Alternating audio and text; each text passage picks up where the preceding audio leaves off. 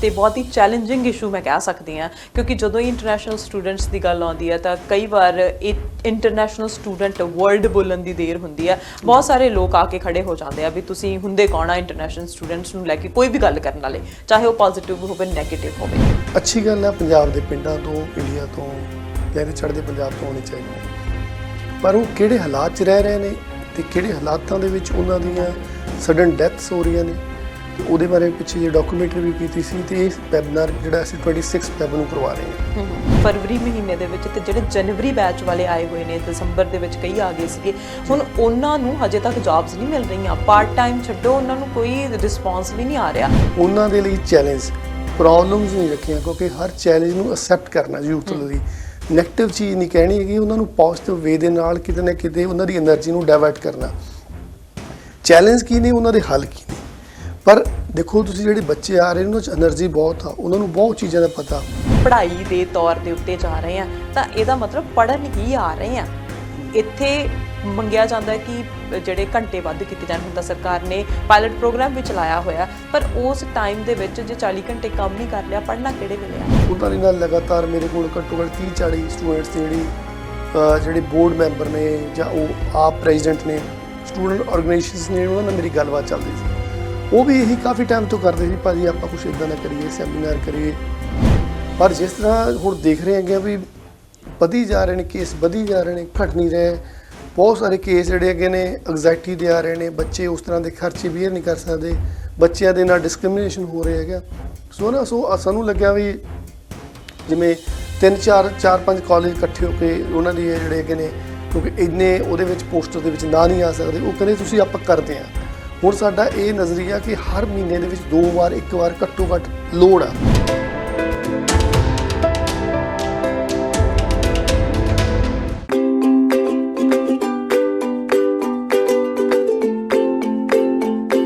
ਤੁਸੀਂ ਦੇਖ ਰਹੇ ਹੋ ਸਾਂਝਾ ਟੀਵੀ। ਮੈਂ ਹਾਂ ਤੁਹਾਡੇ ਨਾਲ ਅਰਸ਼ਦੀਪ ਤੇ ਤੁਹਾਡਾ ਸਾਰਿਆਂ ਦਾ ਪ੍ਰੋਗਰਾਮ ਖਾਸ ਮੁਲਾਕਾਤ ਦੇ ਵਿੱਚ ਸਵਾਗਤ ਹੈ। ਅੱਜ ਇਸ ਪ੍ਰੋਗਰਾਮ ਦੇ ਵਿੱਚ ਇੱਕ ਇੰਪੋਰਟੈਂਟ ਇਸ਼ੂ, ਇੰਪੋਰਟੈਂਟ ਟੌਪਿਕ ਦੇ ਉੱਤੇ ਗੱਲਬਾਤ ਹੋਣ ਵਾਲੀ ਹੈ। ਜਦੋਂ ਅਸੀਂ ਇੰਟਰਨੈਸ਼ਨਲ ਸਟੂਡੈਂਟਸ ਦੀ ਗੱਲ ਕਰਦੇ ਹਾਂ ਤਾਂ ਸਿਰ ਮਾਣ ਦੇ ਨਾਲ ਉੱਚਾ ਵੀ ਹੁੰਦਾ ਹੈ ਕਿ ਸਾਡੇ ਬੱਚੇ ਪੜ੍ਹ ਲਿਖ ਕੇ ਇੱਥੇ ਆਉਂਦੇ ਨੇ ਤੇ ਇੱਥੇ ਆ ਕੇ ਪੂਰੀ ਸਟਰਗਲ ਭਰੀ ਜ਼ਿੰਦਗੀ ਤੋਂ ਉੱਠ ਕੇ ਫਿਰ ਜਦੋਂ ਇੱਥੇ ਪੱਕੇ ਹੋ ਜਾਂਦੇ ਨੇ ਤੇ ਉਸ ਤੋਂ ਬਾਅਦ ਕਈ ਉੱਚੇ ਅਹੁਦਿਆਂ ਤੇ ਜਾਂਦੇ ਨੇ। ਸੱਚਮੁੱਚ ਪ੍ਰਾਊਡ ਮੂਮੈਂਟ ਹੁੰਦਾ ਹੈ। ਪਰ ਅੱਜ 2023 ਦੇ ਵਿੱਚ ਬੈਠੇ ਆ ਤੇ 2023 ਦੇ ਵਿੱਚ ਇੰਟਰਨੈਸ਼ਨਲ ਸਟੂਡੈਂਟ ਜਿੱਥੇ ਮਾਣ ਜਿਹੜਾ ਆ ਉਹ ਦਿਵਾ ਰਹੇ ਨੇ ਕਮਿਊਨਿਟੀ ਨੂੰ, ਉੱਥੇ ਦੂਜੇ ਪਾਸੇ ਚੈਲੰਜ ਉਹਨਾਂ ਨੂੰ ਫੇਸ ਕਰਨੇ ਪੈ ਰਹੇ ਨੇ ਤੇ ਕਈ ਅਜਿਹੀਆਂ ਸਟੋਰੀਜ਼ ਸਾਹਮਣੇ ਆ ਰਹੀਆਂ ਨੇ ਜਿਹਦੇ ਨਾਲ ਦਿਲ ਕੰਬ ਜਾਂਦਾ, ਜਿਹਦੇ ਨਾਲ ਇਹ ਹੁੰਦਾ ਹੈ ਕਿ ਇੰਟਰਨੈਸ਼ਨਲ ਸਟੂਡੈਂਟਸ ਹੁਣ ਜਾਣ ਤਾਂ ਜਾਣ ਕਿੱਥੇ। ਕਈ ਵਾਰੀ ਖੁਦ ਗਲਤ ਫੈਸਲੇ ਲੈ ਲਏ ਜਾਂਦੇ ਨੇ ਤੇ ਕਈ ਵਾਰ ਸੁਸਾਈਡ ਕਰਨ ਦੀ ਕੋਸ਼ਿਸ਼ ਕਰਦੇ ਨੇ ਪਰ ਬਚਾ ਲਏ ਜਾਂਦੇ ਨੇ ਤੇ ਪਰ ਕਈ ਬਚਾਏ ਵੀ ਨਹੀਂ ਜਾਂਦੇ। ਪਿਛਲੇ 20 ਕੁ ਦਿਨਾਂ ਦੇ ਵਿੱਚ 3 ਸਟੋਰੀਜ਼ ਤਾਂ ਸਾਹਮਣੇ ਵੀ ਆ ਗਈਆਂ। ਜਿਹੜੀਆਂ ਸਾਹਮਣੇ ਆਈਆਂ, GoFundMe ਪੇਜ ਚੱਲੇ ਆ, ਉਹਨਾਂ ਦਾ ਤਾਂ ਪਤਾ ਲੱਗ ਗਿਆ, ਪਰ ਬਹੁਤ ਸਾਰੇ ਅਜਿਹੇ ਸਟੂਡੈਂਟ ਨੇ ਜਿਹੜੇ ਚੈਲੰਜਸ ਦਾ ਸਾਹਮਣਾ ਕਰ ਰਹੇ ਨੇ ਤੇ ਕਈ ਇਸ ਜਹਾਨ ਤੋਂ ਤੁਰ ਗਏ ਨੇ ਤੇ ਉਹਨਾਂ ਦੀਆਂ ਡੈੱਡ ਬੋਡੀਜ਼ ਵਾਪਸ ਭੇਜੀਆਂ ਜਾ ਰਹੀਆਂ ਨੇ। ਤੇ ਦੇਖੋ ਘਰਦਿਆਂ ਦੇ ਉੱਤੇ ਕਿੰਨਾ ਦੁੱਖ ਦਾ ਪਹਾੜ ਟੁੱਟਦਾ ਹੋਣਾ। ਹੁਣ ਕਮਿਊਨਿਟੀ ਦੀਆਂ ਬਹੁਤ ਸਾਰੀਆਂ ਸ਼ਖਸੀਅਤਾਂ, ਬਹੁਤ ਸਾਰੇ ਮੋਤਵਾਰ ਬੰਦੇ ਮੂਹਰੇ ਆ ਰਹੇ ਨੇ ਤਾਂ ਕਿ ਉਹਨਾਂ ਦੀ ਹੈਲਪ ਕੀਤੀ ਜਾ ਸਕੇ, ਉਹਨਾਂ ਨੂੰ ਸਮਝਾਇਆ ਜਾ ਸਕੇ, ਉਹਨਾਂ ਨੂੰ ਸੋਲਿਊਸ਼ਨ ਦਿੱਤਾ ਜਾ ਸਕੇ। ਕਿਸ ਤਰ੍ਹਾਂ ਦੇ ਨਾਲ ਸੋਲਿਊਸ਼ਨ ਦਿੱਤਾ ਜਾ ਸਕਦਾ ਹੈ। ਬਹੁਤ ਸਾਰੇ ਸੈਮੀਨਾਰ ਤੇ ਬਹੁਤ ਸਾਰੇ ਵੈਬੀਨਾਰ ਕਰਵਾਏ ਜਾ ਰਹੇ ਨੇ। ਨਵਲਪ੍ਰੀਤ ਰੰਗੀ ਡਾਕੂਮੈਂਟਰੀ ਫਿਲਮ ਮੇਕਰ ਹੈਗੇ ਨੇ ਤੇ ਸਾਡੀ ਕਮਿਊਨਿਟੀ ਦੇ ਵਿੱਚ ਜਾਣੀ ਮਾਨੀ ਸ਼ਖਸੀਅਤ ਹੈਗੇ ਨੇ। ਸਟੂਡੀਓ 7 ਦੇ ਓਨਰ ਹੈਗੇ ਨੇ ਤੇ ਹੁਣ ਉਹ ਡਾਕੂਮੈਂਟਰੀਜ਼ ਬਣਾਉਣ ਦੇ ਨਾਲ ਨਾਲ ਇੱਕ ਵੈਬੀਨਾਰ ਕਰਵਾ ਰਹੇ ਨੇ, ਹੋਸਟ ਕਰ ਰਹੇ ਨੇ ਉਹਨੂੰ। ਗੈਸਟ ਕਿਹੜੇ ਹੋਣਗੇ, ਵੈਬੀਨਾਰ ਕਿਸ ਤੇ ਆਧਾਰਿਤ ਹੋਵੇਗਾ, ਕੀ ਕੁਝ ਹੋਵੇਗਾ ਉਹਦੇ ਵਿੱਚ, ਕਿਵੇਂ ਉਹ ਸਟੂਡੈਂਟਸ ਦੀ ਮਦਦ ਕਰ ਰਹੇ ਨੇ, ਸਾਰੀ ਗੱਲਬਾਤ ਅੱਜ ਨਵਲਪ੍ਰੀਤ ਉਹਨਾਂ ਦੇ ਨਾਲ ਕਰਾਂਗੇ। ਆਓ ਫਿਰ ਸਵਾਗਤ ਕਰਦੇ ਹਾਂ ਨਵਲਪ੍ਰੀਤ ਸਿੰਘ ਰੰਗੀ ਦਾ। ਨਵਲਪ੍ਰੀਤ, ਸਵਾਗਤ ਹੈ ਜੀ ਤੁਹਾਡਾ। ਥੈਂਕ ਯੂ ਅਰਸ਼, ਤੁਹਾਡਾ ਤੇ ਸਾਂਝਾ ਟੀਵੀ ਦੇਖਣ ਵਾਲੇ ਸਾਰੇ ਹੀ ਸਰੋਤਿਆਂ ਦਾ ਬਹੁਤ ਬਹੁਤ ਧੰਨਵਾਦ। ਨਵਲਪ੍ਰੀਤ, ਇੱਕ ਬਹੁਤ ਹੀ ਵੱਡਾ ਤੇ ਬਹੁਤ ਹੀ ਚੈਲੰਜਿੰਗ ਇਸ਼ੂ ਮੈਂ ਕਹਿ ਸਕਦੀ ਹਾਂ ਕਿਉਂਕਿ ਜਦੋਂ ਹੀ ਇੰਟਰਨੈਸ਼ਨਲ ਸਟੂਡੈਂਟਸ ਦੀ ਗੱਲ ਆਉਂਦੀ ਹੈ ਤਾਂ ਕਈ ਵਾਰ ਇਹ ਇੰਟਰਨੈਸ਼ਨਲ ਸਟੂਡੈਂਟ ਵਰਡ ਬੋਲਣ ਦੀ ਦੇਰ ਹੁੰਦੀ ਹੈ। ਬਹੁਤ ਸਾਰੇ ਲੋਕ ਆ ਕੇ ਖੜੇ ਹੋ ਜਾਂਦੇ ਆ ਵੀ ਤੁਸੀਂ ਹੁੰਦੇ ਕੌਣ ਆ ਇੰਟਰਨੈਸ਼ਨਲ ਸਟੂਡੈਂਟਸ ਨੂੰ ਲੈ ਕੇ ਕੋਈ ਵੀ ਗੱਲ ਕਰਨ ਵਾਲੇ, ਚਾਹੇ ਉਹ ਪੋਜ਼ਿਟਿਵ ਹੋਵੇ ਨੈਗੇਟਿਵ ਹੋਵੇ। ਬਹੁਤ ਸਾਰੀਆਂ ਸਟੋਰੀਜ਼ ਸਾਡੇ ਤੱਕ ਵੀ ਪਹੁੰਚਦੀਆਂ ਨੇ, ਤੁਹਾਡੇ ਤੱਕ ਵੀ ਪਹੁੰਚਦੀਆਂ ਨੇ ਤੇ ਕਈ ਵਾਰ ਉਹ ਸਾਡੇ ਵਿਊਅਰਸ ਤੱਕ ਨਹੀਂ ਪਹੁੰਚਦੀਆਂ ਕਿਉਂਕਿ ਉਹਨਾਂ ਨੂੰ ਸਿਰਫ 1, 2 ਜਾਂ 3 ਖਬਰਾਂ ਦਾ ਹੀ ਪਤਾ ਲੱਗਦਾ ਤੇ ਬਹੁਤ ਸਾਰੀਆਂ ਜਿਹੜੀਆਂ ਹਿਡਨ ਸਟੋਰੀਜ਼ ਪਿੱਛੇ ਮੁੜ ਕੇ ਰਹਿ ਜਾਂਦੀਆਂ ਨੇ। ਉਹ ਕਿਹੜੀ ਗੱਲ ਸੀ ਜਿਹੜੀ ਤੁਹਾਨੂੰ ਇੱਥੋਂ ਤੱਕ ਲੈ ਕੇ ਆਈ ਕਿ ਇੱਕ ਵੈਬੀਨਾਰ ਕਰਵਾਉਣਾ ਚਾਹੀਦਾ? ਇਹ ਦੇਖੋ ਅਰਸ਼, ਦੇਖੋ ਪਿਛਲੇ ਸਮੇਂ ਤੋਂ ਹੋਇਆ ਕੀ ਆ ਵੀ ਬਹੁਤਾਤ ਹੋ ਗਈ ਬਹੁਤ ਸਾਰੇ ਇੰਟਰਨੈਸ਼ਨਲ ਸਟੂਡੈਂਟਸ ਦੀ। ਅੱਛੀ ਗੱਲ ਹੈ, ਪੰਜਾਬ ਦੇ ਪਿੰਡਾਂ ਤੋਂ, ਇੰਡੀਆ ਤੋਂ, ਲਹਿਦੇ ਚੜ੍ਹਦੇ ਪੰਜਾਬ ਤੋਂ ਆਉਣੇ ਚਾਹੀਦੇ ਨੇ, ਪਰ ਉਹ ਕਿਹੜੇ ਹਾਲਾਤ 'ਚ ਰਹਿ ਰਹੇ ਨੇ ਤੇ ਕਿਹੜੇ ਹਾਲਾਤਾਂ ਦੇ ਵਿੱਚ ਉਹਨਾਂ ਦੀਆਂ ਸਡਨ ਡੈਥਸ ਹੋ ਰਹੀਆਂ ਨੇ, ਤੇ ਉਹਦੇ ਬਾਰੇ ਪਿੱਛੇ ਜੇ ਡਾਕੂਮੈਂਟਰੀ ਵੀ ਕੀਤੀ ਸੀ। ਤੇ ਇਹ ਵੈਬਿਨਾਰ ਜਿਹੜਾ ਅਸੀਂ 26 ਫੈਬ ਨੂੰ ਕਰਵਾ ਰਹੇ ਹਾਂ, ਉਹਦਾ ਇਹੀ ਕਾਰਨ ਆ ਕਿਉਂਕਿ ਬੱਚਿਆਂ ਨੂੰ ਜਿਹੜੇ 19 ਤੋਂ 22, 24, 25 ਸਾਲ ਦੇ ਬੱਚੇ ਨੇ ਉਹਨਾਂ ਨੂੰ ਪਤਾ ਹੀ ਨਹੀਂ, ਬਹੁਤ ਘੱਟ ਪਤਾ, ਕਿਉਂਕਿ ਉਹਨਾਂ ਨੂੰ ਉਹ ਦਰਪੇਸ਼ ਸਮੱਸਿਆਵਾਂ ਦਾ ਜਿਹੜਾ ਇੰਡੀਆ ਦੇ ਵਿੱਚ ਉਹਨਾਂ ਨੂੰ ਬਿਲਕੁਲ ਭੋਲੇ ਤਰੀਕੇ ਰੱਖਿਆ, ਇੱਥੇ ਇੱਕਦਮ ਜਦੋਂ ਮਾਹੌਲ ਬਦਲ ਜਾਂਦਾ ਉਹ ਬਹੁਤ ਚੀਜ਼ਾਂ ਦੇ ਸ਼ਿਕਾਰ ਹੋ ਰਹੇ ਨੇ, ਡਰੱਗ ਦੇ, ਨੀਂਦ ਪੂਰੀ ਨਹੀਂ ਹੋ ਰਹੀ, ਹੋਰ ਚੀਜ਼ਾਂ ਨੇ, ਹੈ ਨਾ। ਸੋ ਉਹਨਾਂ ਦੇ ਬਾਰੇ ਦੇ ਵਿੱਚ ਜਿਵੇਂ ਸਾਡੇ ਨਾਲ ਹਾਰਟ ਸਪੈਸ਼ਲਿਸਟ ਡਾਕਟਰ ਅਨਮੋਲ ਕਪੂਰ ਕੈਲਗਰੀ ਤੋਂ ਜੁੜਨਗੇ, ਤੇ ਇਹ ਜਿਹੜਾ ਵੈਬਿਨਾਰ ਆ 26 ਫੈਬਰੀ ਨੂੰ ਕਰਵਾਇਆ ਜਾ ਰਿਹਾ ਜੀ। 6 ਤੋਂ 7 ਵਜੇ ਜਿਹੜਾ ਹੈਗਾ ਉਹ ਵੈਨਕੂਵਰ ਟਾਈਮ ਆ, 9 ਤੋਂ 10 ਹੈਗਾ ਟਾਈਮ ਟੋਰਾਂਟੋ ਦਾ ਟਾਈਮ ਆ। ਸੋ ਇਹਦੇ ਨਰਲੇਪ ਗਿੱਲ ਹੈਗੇ ਨੇ, ਨਰਲੇਪ ਗਿੱਲ ਹੋਣੀ ਨੇ ਬਹੁਤ ਸਮੇਂ ਮੈਂਟਲ ਹੈਲਥ ਦੇ ਲਈ ਉੱਥੇ ਬਹੁਤ ਸਾਰੇ ਸਟੂਡੈਂਟ ਦੀ ਕਾਉਂਸਲਿੰਗ ਕਰ ਚੁੱਕੇ ਨੇ। ਹਜ਼ਾਰਾਂ ਹੀ ਕੇਸ ਉਹਨਾਂ ਕੋਲੇ ਆਏ ਨੇ, ਹਜ਼ਾਰਾਂ ਹੀ ਬੱਚਿਆਂ ਨੂੰ ਜਿਹੜੇ ਉਹਨਾਂ ਦੀ ਕਾਉਂਸਲਿੰਗ ਕਰਕੇ ਉਹਨੂੰ ਸਿੱਧੇ ਰਾਹ ਪਾ ਚੁੱਕੇ ਨੇ। ਇੱਦਾਂ ਹੀ ਸਾਡੇ ਕੋਲ ਰਿਕਰੂਟਮੈਂਟ ਦੇ ਵਿੱਚ ਮੋਨਿਕਾ ਗੱਖ ਲੈ ਗਏ ਨੇ, ਉਹਨਾਂ ਨੇ ਇੱਥੇ ਏਜੰਸੀ ਨਾਲ ਕੰਮ ਕੀਤਾ, ਜਿਵੇਂ ਇੰਡੀਡਸ ਵਗੈਰਾ ਦੇ, ਹੋਰ ਜਿਹੜੇ ਬੱਚੇ ਜੌਬਸ ਲੈ ਰਹੇ ਨੇ, ਕਿਉਂਕਿ ਅਸੀਂ ਤਾਂ ਬਹੁਤ ਪਿੱਛੇ ਆ ਅਰਸ਼, ਅਸੀਂ ਬਹੁਤ ਪਿੱਛੇ ਆ। ਮੈਂਡਰਿਨ ਚਾਈਨੀਜ਼ ਜਿਹੜੀ ਐਪਸ ਨੇ ਉਹਨਾਂ ਨੇ ਤਾਂ ਇਹ ਕਰਤਾ ਵੀ ਤੁਸੀਂ ਕੋਈ ਵੀ ਬੱਚਾ ਆਂਦਾ ਅਪਲੋਡ ਕਰੇ ਮੈਂਡਰਿਨ ਦੇ ਵਿੱਚ ਤੇ ਤੀਜੇ ਤੋਂ 5ਵੇਂ ਦਿਨ ਉਹ ਜੌਬ ਪਾਰਟ ਟਾਈਮ ਜਿਹੜੀ ਵੀ ਆ ਲੈ ਲਵੇ। ਸਾਡੇ ਬੱਚੇ ਤਾਂ ਵਿਚਾਰੇ ਹਜੇ ਇੰਡੀਡ ਤੇ ਫਿਰਦੇ ਨੇ, ਇੰਡੀਡ ਤੇ ਕੋਈ ਆਨਸਰ ਨਹੀਂ ਆ ਰਿਹਾ, ਫਿਰ ਉਹ ਜਗ੍ਹਾ ਜਗ੍ਹਾ ਤੇ ਫਿਰ ਪੰਪ ਤੇ ਟਿਮ ਤੇ ਫਿਰ ਰਹੇ ਨੇ। ਸੋ ਅਸੀਂ ਥੋੜਾ ਜਿਹਾ ਪਿੱਛੇ ਆ, ਪਰ ਮੈਨੂੰ ਇਦਾਂ ਲੱਗਦਾ ਵੀ ਕਮਿਊਨਿਟੀ ਦੇ ਹੋਰ ਜਿਹੜੇ ਬਹੁਤ ਧਮਾਨ ਲੋਕੀ ਨੇ ਉਹਨਾਂ ਨੂੰ ਅੱਗੇ ਆਉਣਾ ਚਾਹੀਦਾ। ਜੀ ਬਿਲਕੁਲ ਨਵਲਪ੍ਰੀਤ, ਜਿਵੇਂ ਤੁਸੀਂ ਕਿਹਾ ਕਿ ਜੌਬਸ ਨਹੀਂ ਮਿਲ ਰਹੀਆਂ, ਅੱਜ ਵੱਡਾ ਇਸ਼ੂ ਆ। ਜੇ ਅੱਜ ਅਸੀਂ ਹੁਣ ਬੈਠੇ ਆ ਨਾ ਇੱਥੇ ਫਰਵਰੀ ਮਹੀਨੇ ਦੇ ਵਿੱਚ, ਤੇ ਜਿਹੜੇ ਜਨਵਰੀ ਬੈਚ ਵਾਲੇ ਆਏ ਹੋਏ ਨੇ, ਦਸੰਬਰ ਦੇ ਵਿੱਚ ਕਈ ਆ ਗਏ ਸੀਗੇ, ਹੁਣ ਉਹਨਾਂ ਨੂੰ ਹਜੇ ਤੱਕ ਜੌਬਸ ਨਹੀਂ ਮਿਲ ਰਹੀਆਂ। ਪਾਰਟ ਟਾਈਮ ਛੱਡੋ, ਉਹਨਾਂ ਨੂੰ ਕੋਈ ਰਿਸਪੌਂਸ ਵੀ ਨਹੀਂ ਆ ਰਿਹਾ। ਜੇ ਕੋਈ ਕਿਤੇ ਵੀ ਜਾਂਦੇ ਆ ਤਾਂ ਉਹ ਕਹਿੰਦੇ ਵੀ ਆਰ ਨਾਟ ਹਾਇਰਿੰਗ, ਸ਼ਕਲ ਦੇਖ ਕੇ ਕਹਿ ਦਿੰਦੇ ਆ ਉਹਨਾਂ ਨੂੰ, ਕਿਉਂਕਿ ਉਹਨਾਂ ਨੂੰ ਪਤਾ ਲੱਗ ਜਾਂਦਾ ਹੈ ਕਿ ਇਹ ਸਟੂਡੈਂਟ ਦੇ ਦੌਰ ਦੇ ਉੱਤੇ ਆਏ ਨੇ। ਤੇ ਜਦੋਂ ਵੀ ਕੋਈ ਮਾਲ ਦੇ ਵਿੱਚ ਵੀ ਜਾਂਦੇ ਨੇ ਨਾ ਉਹ, ਤਾਂ ਉਹਨਾਂ ਨੂੰ ਸਾਹਮਣੇ ਕੋਈ ਅੱਖਰ ਕਹਿਣ ਤੋਂ ਪਹਿਲਾਂ ਹੀ ਕਹਿ ਦਿੱਤਾ ਜਾਂਦਾ ਵੀ ਆਰ ਨਾਟ ਹਾਇਰਿੰਗ।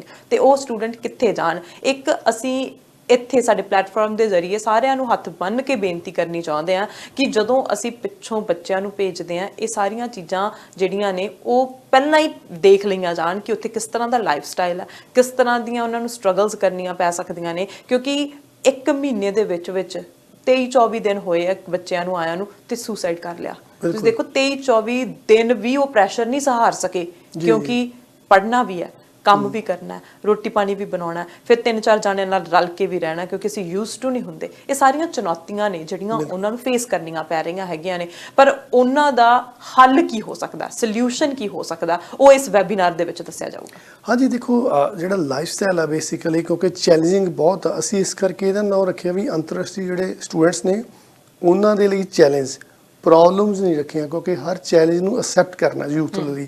ਨੈਗੇਟਿਵ ਚੀਜ਼ ਨਹੀਂ ਕਹਿਣੀ ਹੈਗੀ, ਉਹਨਾਂ ਨੂੰ ਪੋਜ਼ਿਟਿਵ ਵੇ ਦੇ ਨਾਲ ਕਿਤੇ ਨਾ ਕਿਤੇ ਉਹਨਾਂ ਦੀ એનર્ਜੀ ਨੂੰ ਡਾਇਵਰਟ ਕਰਨਾ।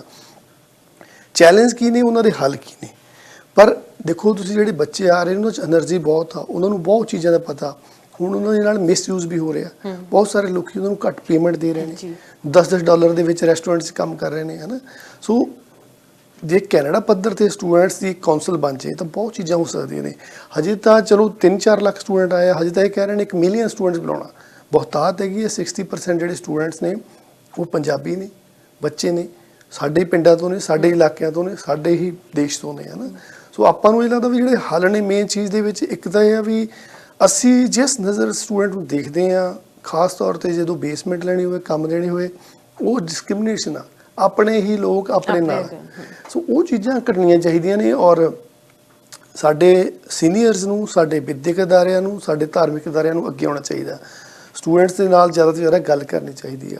ਹੁਣ ਮੈਂ ਜਦੋਂ ਡਾਕੂਮੈਂਟਰੀ ਬਣਾਈ ਸੀ ਤਾਂ ਮੈਂ ਦੇਖ ਕੇ ਹੈਰਾਨ ਹੋ ਗਿਆ, ਬਰੈਂਪਟਨ ਦੇ ਵਿੱਚ ਤੇ ਐਡਮਿੰਟਨ ਦੇ ਵਿੱਚ ਸ਼ੌਕਿੰਗ ਜਿਹੜੇ ਸੀ ਨਤੀਜੇ ਨਿਕਲਣੇ, ਕਿਉਂਕਿ ਜਿਹੜੇ ਸਟੂਡੈਂਟਸ ਜਿਹੜੇ ਗੱਲਬਾਤ ਨਹੀਂ ਕਰ ਸਕੇ ਸੀ, ਉਹਨਾਂ ਨੇ ਆਪਣੇ ਐਕਸਪੀਰੀਅੰਸ ਇੱਥੇ ਦੇ ਨੇ, ਪਲੱਸ ਇੰਡੀਆ ਦੇ ਵਿੱਚ ਜਾ ਕੇ ਮੈਂ ਪਿੰਡ ਕਿਉਂਕਿ ਉੱਥੇ ਘੱਟੋ ਘੱਟ 3 ਤੋਂ 5 ਹਜ਼ਾਰ ਜਿਹੜਾ ਆਈਲੈਟ ਸੈਂਟਰ ਖੁੱਲ੍ਹ ਗਿਆ, ਉਹਨਾਂ ਦੇ ਵਿੱਚ ਹਰ ਇੱਕ ਬੱਚੇ ਦਾ ਡਰੀਮ ਆ, ਬੰਦੇ ਦਾ ਡਰੀਮ ਆ, ਫਟਾਫਟ ਚਲੇ, ਅੱਜ ਚਲੇ ਜਾਈਏ, ਕੱਲ੍ਹ ਚਲੇ ਜਾਈਏ।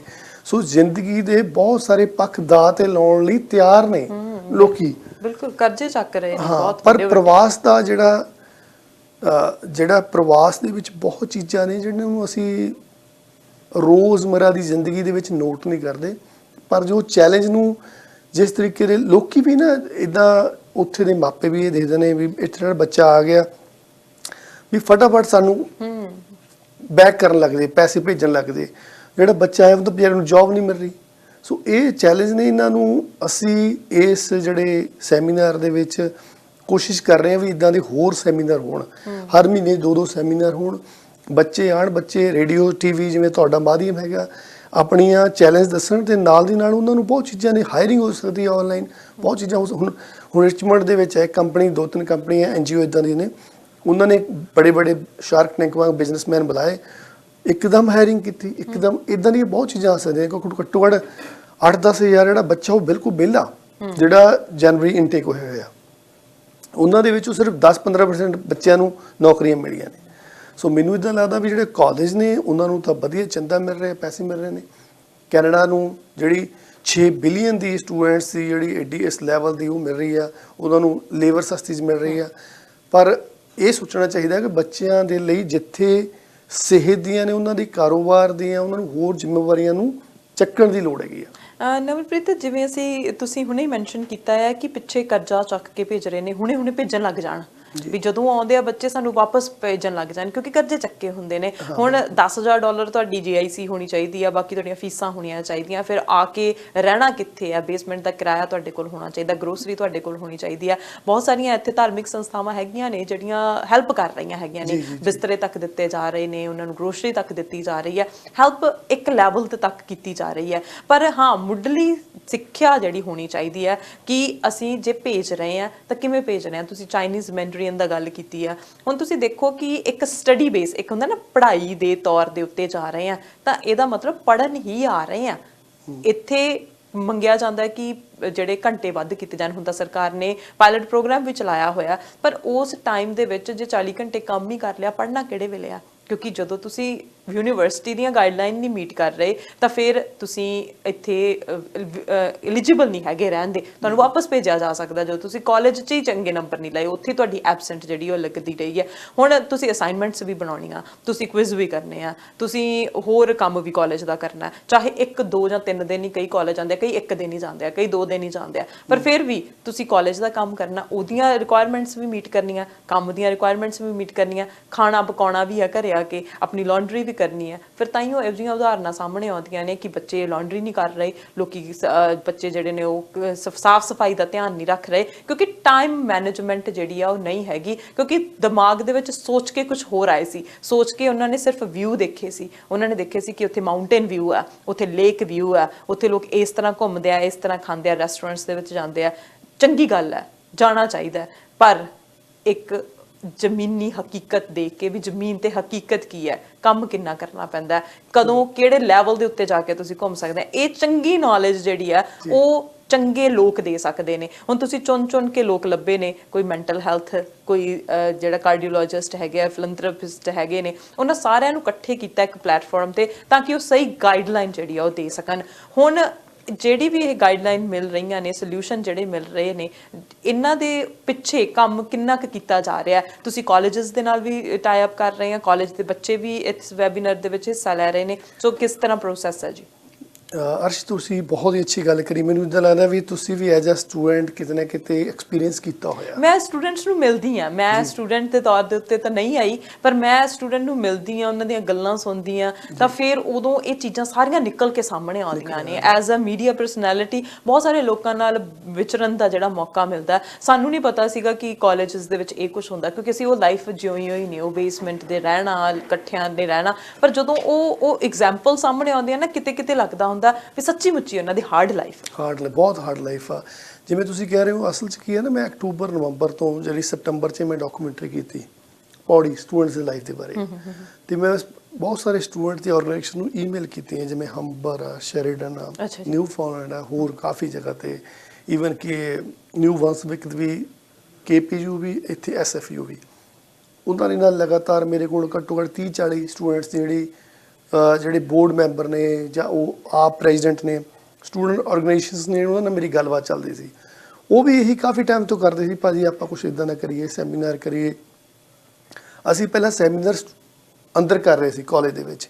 ਸੋ ਹੌਲੀ ਹੌਲੀ ਕੀ ਹੋਇਆ, ਨਵੇਂ ਇਨਟੇਕ ਦੇ ਵਿੱਚ ਬੱਚੇ ਆ ਰਹੇ ਸੀ, ਉਹਨਾਂ ਦੇ ਸਟੱਡੀ ਨੂੰ ਹਜੇ ਉਹ ਹੋ ਰਿਹਾ ਸੀ, ਕਲਾਸਿਸ ਵਗੈਰਾ ਦਾ ਕਾਫੀ ਉਹ ਸੀ ਜਨਵਰੀ ਦੇ ਵਿੱਚ। ਸੋ ਫੈਬ ਦੇ ਵਿੱਚ ਆਉਂਦਾ ਉਹਨਾਂ ਨੂੰ ਲੱਗ ਗਿਆ ਵੀ ਥੋੜਾ ਰਿਲੈਕਸ ਹੋ ਸਕਦਾ, ਹੁਣ ਆਪਾਂ ਕਰ ਸਕਦੇ ਹਾਂ। ਸੋ ਸਾਡੀ ਇਹ ਪਲੈਨਿੰਗ ਪੂਰੇ 1.5 ਮਹੀਨੇ ਤੋਂ ਚੱਲ ਰਹੀ ਸੀ। ਉਹਦੇ ਇਨ ਬਿਟਵੀਨ ਮੈਂ ਡਾਕੂਮੈਂਟਰੀ ਦਿਖਾ ਰਿਹਾ ਸੀ, ਪਰ ਜਿਸ ਤਰ੍ਹਾਂ ਹੁਣ ਦੇਖ ਰਹੇ ਹੈਗੇ ਵੀ ਵਧੀ ਜਾ ਰਹੇ ਨੇ ਕੇਸ, ਵਧੀ ਜਾ ਰਹੇ ਨੇ, ਘਟ ਨਹੀਂ ਰਹੇ। ਬਹੁਤ ਸਾਰੇ ਕੇਸ ਜਿਹੜੇ ਹੈਗੇ ਨੇ ਐਂਗਜ਼ਾਇਟੀ ਦੇ ਆ ਰਹੇ ਨੇ, ਬੱਚੇ ਉਸ ਤਰ੍ਹਾਂ ਦੇ ਖਰਚੇ ਬੀਅਰ ਨਹੀਂ ਕਰ ਸਕਦੇ, ਬੱਚਿਆਂ ਦੇ ਨਾਲ ਡਿਸਕ੍ਰਿਮੀਨੇਸ਼ਨ ਹੋ ਰਿਹਾ ਹੈਗਾ। ਸੋ ਸਾਨੂੰ ਲੱਗਿਆ ਵੀ ਜਿਵੇਂ 3-4-5 ਕਾਲਜ ਇਕੱਠੇ ਹੋ ਕੇ ਉਹਨਾਂ ਦੀ ਜਿਹੜੇ ਹੈਗੇ ਨੇ, ਕਿਉਂਕਿ ਇੰਨੇ ਉਹਦੇ ਵਿੱਚ ਪੋਸਟਰ ਦੇ ਵਿੱਚ ਨਾ ਨਹੀਂ ਆ ਸਕਦੇ, ਉਹ ਕਹਿੰਦੇ ਤੁਸੀਂ ਆਪਾਂ ਕਰਦੇ ਹਾਂ। ਹੁਣ ਸਾਡਾ ਇਹ ਨਜ਼ਰੀਆ ਕਿ ਹਰ ਮਹੀਨੇ ਦੇ ਵਿੱਚ 2 ਵਾਰ 1 ਵਾਰ ਘੱਟੋ ਘੱਟ ਲੋੜ ਆ, ਕਿਉਂਕਿ ਲੋੜ ਇਹ ਹੈ ਵੀ ਕਾफ़ੀ ਚੀਜ਼ਾਂ ਜਿਹੜੀਆਂ ਹੈਗੀਆਂ ਨੇ, ਕਿਉਂਕਿ ਜਿਹੜੇ ਕ੍ਰਿਮੇਸ਼ਨ ਸੈਂਟਰ ਨੇ ਉਹਨਾਂ ਦੇ ਵਿੱਚ ਜਿਹੜੇ ਡੈੱਡ ਬੋਡੀਜ਼ ਨੇ ਜਦੋਂ ਜਾ ਰਹੀਆਂ ਨੇ ਇੰਡੀਆ, 1 ਤੋਂ 5 ਤੋਂ ਲੈ ਕੇ 8,000 ਦਾ ਖਰਚਾ। ਇੱਕ ਮਾਪੇ ਨੇ ਕਿਸ ਤਰ੍ਹਾਂ ਬੱਚੇ ਨੂੰ ਭੇਜਿਆ, ਉਹ ਜਦੋਂ ਉਹ ਚੀਜ਼ਾਂ ਸਿਰਫ ਆਪਣੀ ਕਮਾਈ ਨੂੰ 15-20 ਲੱਖ ਰੁਪਈਆ ਲਗਾ ਕੇ ਭੇਜਿਆ, ਉਹ ਜਦੋਂ ਵਾਪਸ ਆ ਜਾਏ ਤਾਂ ਅਰਸ਼ ਬਹੁਤ ਜ਼ਿਆਦਾ ਵੱਡਾ ਚੈਲੰਜ ਆ। ਬਿਲਕੁਲ, ਇੱਕ ਤਾਂ ਕਮਾਈ ਤੁਹਾਡੀ ਜ਼ਿੰਦਗੀ ਭਰ ਦੀ ਗਈ, ਉਹ ਤਾਂ ਗਈ, ਪਰ ਤੁਹਾਡਾ ਬੱਚਾ ਹੀ ਨਹੀਂ ਰਿਹਾ, ਤਾਂ ਫਿਰ ਇਹੋ ਜਿਹਾ ਬਾਹਰ ਭੇਜਣਾ ਤਾਂ ਕੀ ਭੇਜਣਾ। ਚਲੋ ਅਸੀਂ ਦੇਖਦੇ ਹਾਂ ਕਿ ਨਹੀਂ ਸਮਝ, ਨਹੀਂ ਇਨਫੋਰਮੇਸ਼ਨ ਦੀ ਘਾਟ ਹੈ, ਪਰ ਇੱਥੇ ਆ ਕੇ ਡਿਸਕ੍ਰਿਮੀਨੇਸ਼ਨ ਦੀ ਤੁਸੀਂ ਗੱਲ ਕੀਤੀ ਹੈ। ਸੱਚਮੁੱਚ ਕਈ ਅਜਿਹੇ ਸ਼ਰਮਨਾਕ ਗੱਲਾਂ ਜਿਹੜੀਆਂ ਸਾਹਮਣੇ ਆਉਂਦੀਆਂ ਨੇ, 10-10 $8-8 ਡਾਲਰ ਤੇ ਕੰਮ ਕਰਨ ਦੇ ਲਈ ਮਜਬੂਰ ਹੋ ਰਹੇ ਨੇ, ਬੋਲ ਨਹੀਂ ਰਹੇ ਕਿਉਂਕਿ ਇਹ ਹੈ ਕਿ ਰਿਪੋਰਟ ਨਾ ਕਰ ਦਿੱਤਾ ਜਾਵੇ। ਚਲੋ ਜਿੱਥੋਂ ਪੈਸੇ ਆਉਂਦੇ ਆ ਉੱਥੋਂ ਹੀ ਸਹੀ, ਪਰ ਹੁਣ ਉਹ ਆ ਚੁੱਕੇ ਨੇ, ਉਹ ਕਦਮ ਚੁੱਕ ਚੁੱਕੇ ਨੇ, ਤੇ ਹੁਣ ਆ ਕੇ ਸੰਭਾਲਣਾ ਸਾਡਾ ਐਜ਼ ਅ ਕਮਿਊਨਿਟੀ ਫਰਜ਼ ਹੈ ਕਿ ਅਸੀਂ ਉਹਨਾਂ ਨੂੰ ਸੰਭਾਲੀਏ, ਅਸੀਂ ਉਹਨਾਂ ਨੂੰ ਸਹੀ ਗਾਈਡਲਾਈਨ ਦਈਏ, ਉਹਨਾਂ ਨੂੰ ਸਹੀ ਗਾਈਡ ਕਰੀਏ ਕਿ ਹਾਂ ਜੇ ਤੁਹਾਨੂੰ ਕੋਈ ਡਿਸਕ੍ਰਿਮੀਨੇਟ ਕਰਦਾ, ਤੁਸੀਂ ਇੱਥੇ ਕੰਪਲੇਂਟ ਕਰ ਸਕਦੇ ਆ, ਇਹ ਸੰਸਥਾਵਾਂ ਤੁਹਾਡੇ ਨਾਲ ਖੜੀਆਂ ਨੇ, ਕਿਉਂਕਿ ਤੁਹਾਡੇ ਵੀ ਰਾਈਟਸ ਹੈਗੇ ਨੇ, ਉਹਨਾਂ ਰਾਈਟਸ ਬਾਰੇ ਦੱਸਣਾ ਫਰਜ਼ ਹੈ। ਨਹੀਂ, ਇੱਕ ਹੋਰ ਤੁਹਾਨੂੰ ਮੈਂ ਗੱਲ ਦੱਸਦਾ। ਦੇਖੋ, ਸਟੈਟਿਸ ਕੈਨੇਡਾ ਦਾ ਇੱਕ ਰਿਵਿਊ ਆ, ਉਹਨਾਂ ਨੇ ਇਹ ਕਿਹਾ ਵੀ ਆਉਣ ਵਾਲੇ 17 ਸਾਲਾਂ ਤੱਕ ਜਿਹੜੇ ਲੋਕੀ ਕੈਨੇਡਾ ਦੇ ਨੇ ਜਿਨ੍ਹਾਂ ਦੀ ਉਮਰ 45 to between 75 ਦੇ ਵਿੱਚ ਆ, ਉਹਨਾਂ ਦੀ ਗਿਣਤੀ 52% ਦੇ ਤਕਰੀਬਨ, ਤੇ ਉਹ ਆਉਣ ਵਾਲੇ 15-17 ਸਾਲਾਂ ਦੇ ਵਿੱਚ ਰਿਟਾਇਰ ਹੋ ਜਾਣਗੇ। ਸੋ ਕੈਨੇਡਾ ਦੇ ਵਿੱਚ ਸਿਰਫ ਔਰ ਸਿਰਫ ਤੁਸੀਂ ਨੋਟ ਕਰੋ ਵੀ 45% ਰਹਿ ਗਈ ਆਬਾਦੀ, ਤਾਂ ਕੈਨੇਡਾ ਦੇ ਜਿਹੜੇ ਇਮੀਗ੍ਰੇਸ਼ਨ ਹੋ ਰਹੀ ਹੈ, ਇਸ ਵਾਸ ਮੂਵਮੈਂਟ ਤੇ ਹੋ ਰਹੀ ਆ, ਉਹਨਾਂ ਦੇ ਇਹ ਵੀ ਕੰਮ ਕਰਨ ਵਾਲੇ ਕੌਣ ਹੋਣਗੇ। ਤੇ ਉਸ ਗਰੋਥ ਨੂੰ ਦੇਖ ਕੇ ਜਿਹੜੇ ਪਾਲਿਸੀ ਮੇਕਰ ਨੇ ਉਹਨਾਂ ਨੇ ਕਿਹਾ ਵੀ ਫਟਾਫਟ ਮੁਕਾਉਣੇ ਚਾਹੀਦੇ ਨੇ। ਕਿੱਥੋਂ ਲੇਬਰ ਆ ਰਹੀ ਹੈ, ਕਿਹੜੇ ਕੰਮ ਕਰਨ ਵਾਲੀ ਕਮਿਊਨਿਟੀ ਆ, ਯੂਰਪੀਅਨ ਲੋਕੀ ਆ ਨਹੀਂ ਰਹੇ, ਚਾਈਨੀਜ਼ ਬਿਜ਼ਨਸਮੈਨ ਨੇ। ਸੋ ਏਸ਼ੀਅਨ ਜਿਹੜੇ ਕੰਟਰੀ ਨੇ ਜਿਹਦੇ ਵਿੱਚ ਫਿਲੀਪੀਨ ਆ, ਪਾਕਿਸਤਾਨ ਆ, ਜਾਂ ਹੋਰ ਨੇ, ਇੰਡੀਆ ਖਾਸ ਤੌਰ ਤੇ, ਹੁਣ ਤਾਂ ਇੰਡੀਆ ਦੇ ਵਿੱਚ ਵੀ ਸਾਊਥ ਇੰਡੀਆ, ਸਾਡੇ ਕੋਲ ਹਰਿਆਣਾ, ਹਿਮਾਚਲ ਦੀ, ਹੋਰਾਂ ਦੀ ਸਟੇਟ ਦੀ ਹੈਗੀ ਆ, ਪਰ ਉਹ ਇਹ ਆ ਵੀ ਫਿਰ ਵੀ ਜਿਹੜਾ ਪੰਜਾਬ ਦੇ ਪਿੰਡਾਂ ਤੋਂ ਆ ਰਹੇ ਸਟੂਡੈਂਟਸ ਨੇ ਉਹਨਾਂ ਦੀ ਗਿਣਤੀ ਬਹੁਤ ਬਹੁਤਾਤ ਦੇ ਵਿੱਚ ਆ। ਪਰ ਇਹਦੇ ਵਿੱਚ ਜੇ ਪੂਰਾ ਆਪਾਂ ਸਿਨੈਰੀਓ, ਪੂਰਾ ਗ੍ਰਾਫ ਦੇਖਦੇ ਹਾਂ ਤਾਂ ਤੁਸੀਂ ਹੈਰਾਨ ਹੋ ਜਾਓਗੇ ਕਿ ਜਿਹੜੇ ਬੱਚੇ ਆ ਰਹੇ ਨੇ ਉਹਨਾਂ ਦੇ ਮਾਪੇ ਉੱਥੇ ਚੜ੍ਹਨ ਵੇਲੇ ਉਹਨਾਂ ਦੀ ਪਾਰਟੀ ਕਰਦੇ ਨੇ, ਪਰ ਉੱਥੇ ਆ ਕੇ ਕਰਨਾ ਕੀ ਆ, ਰਹਿਣਾ ਕਿਵੇਂ ਆ, ਖਾਣਾ ਕੀ ਆ, ਜ਼ਿੰਦਗੀ ਗੁਜ਼ਰ ਬਸਰ ਕੀ ਕਰਨੀ ਆ, ਇਹਦੇ ਬਾਰੇ ਬਿਲਕੁਲ ਪਿਆਰਿਆਂ ਨੂੰ ਪਤਾ ਨਹੀਂ। ਸਿਰਫ 20% ਮਾਪੇ ਨੇ ਜਿਹਨਾਂ ਨੂੰ ਪਤਾ, ਬਾਕੀ ਕਹਿੰਦੇ ਤੁਸੀਂ ਆਪਣੇ ਆਪੇ ਕਰ ਲਓ। ਮੈਂ ਬਹੁਤ ਸਾਰੀਆਂ ਐਗਜ਼ਾਮਪਲ ਦੇਖਦਾ, ਕੈਲਗਰੀ ਦੇ ਵਿੱਚ 1-2 ਮੈਨੂੰ ਬੱਚੇ ਮਿਲੇ, ਉਹਨਾਂ ਦੇ ਉਹ ਜਿਹੜੀਆਂ ਲੜਕੀਆਂ ਨੇ 2-4 ਸ਼ੇਅਰਿੰਗ ਵਿੱਚ ਰਹਿ ਰਹੀਆਂ ਨੇ, ਉਹ ਕਹਿੰਦੀ ਵੀ ਅਸੀਂ ਰੈਂਟ ਨਹੀਂ ਦੇਵਾਂਗੇ, ਉਹ ਕਹਿੰਦੇ ਰੈਂਟ ਤੁਸੀਂ ਨਾ ਦਿਓ, ਤੁਸੀਂ ਖਾਣਾ ਹੀ ਪਕਾ ਦਿਓ। ਸੋ ਇੱਦਾਂ ਸਟੂਡੈਂਟਸ ਆਪਣੇ ਤਰੀਕੇ ਨਾਲ ਰਹਿ ਰਹੇ ਨੇ। ਇਸ ਤਰ੍ਹਾਂ ਦੀ ਬਹੁਤ ਸਾਰੀਆਂ ਐਗਜ਼ਾਮਪਲ ਮੈਂਟਲ ਹੈਲਥ ਦੀਆਂ ਆ ਰਹੀਆਂ ਨੇ। ਹੁਣ ਦੇਖੋ ਆਹ ਦਿਨਾਂ ਦੇ ਵਿੱਚ ਵੈਸੇ ਕੰਮ ਕੈਨੇਡਾ ਲੈਵਲ ਤੇ ਮਹਿੰਗਾਈ ਇੰਨੀ ਜ਼ਿਆਦਾ ਹੋ ਗਈ, ਆਮ ਲੋਕੀ ਕਿੱਥੋਂ ਕਮਾਉਣਗੇ। ਉਹਨਾਂ ਨੇ ਪੇਰਾਂ ਨੇ ਜਿਹੜੀ ਬੇਸਮੈਂਟ 800-900 ਸੀ ਉਹ 1000, 2000, 1200 ਦੀ ਕਰ ਦਿੱਤੀ ਹੈਗੀ ਆ।